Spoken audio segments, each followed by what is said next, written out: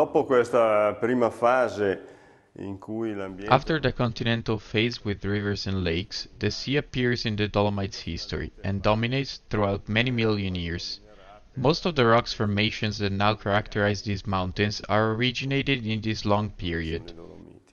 Il mare non arriva improvvisamente, arriva con molta gradualità e lo si può vedere benissimo perché... The ingression of the sea was gradual. A consistent amount of gypsum is evidence of an early hypersaline stage, with very shallow waters. Quindi queste rocce bianche che si intercalano. Its white layers now make a remarkable contrast with the underlying red sandstones.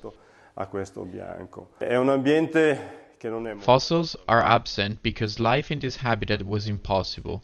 Abbiamo pochissimi animali che potevano vivere in questo ambiente, ma poi via via il mare si approfondisce e quindi abbiamo i primi fossili. As water became deeper, animals could find a place to live and thrive. Questi gasteropodi che danno proprio il nome a questa formazione, a Bellerophon. Among the oldest fossils there are gastropods of the genus Bellerophon, hence the name of this late Permian unit. Sul fondo, assieme ad altri gasteropodi, a dei foraminiferi. These mollusks, equipped with a planispiral shell, used to live on the shallow seafloor, together with other gastropods, algae, foraminifers, and some brachiopods. Profondo, con abbastanza energia, e comunque un ambiente in cui questi organismi... The faunal assemblages suggest the sea was warm with a shallow bottom, where water had some energy, and conditions were certainly good for life. Other organisms dwell in the water column, for example these nautiloids.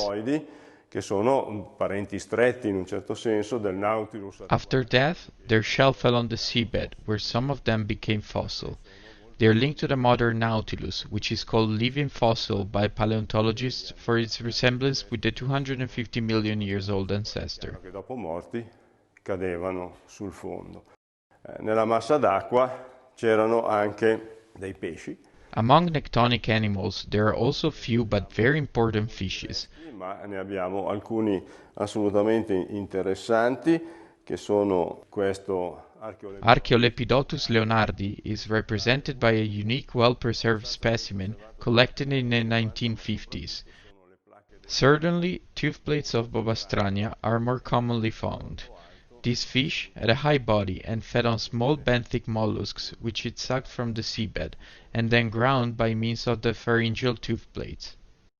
Questi pesci sono estremamente importanti. All these specimens are extremely important. In particular, this Archaeolepidotus leonardi is unique in the Gardena area as it is the only fossil fish whose skeleton is preserved. It was collected in the 1950s by Enrico Moroder, who founded this museum together with other locally well-known personalities devoted to the cultural and naturalistic heritage of this valley.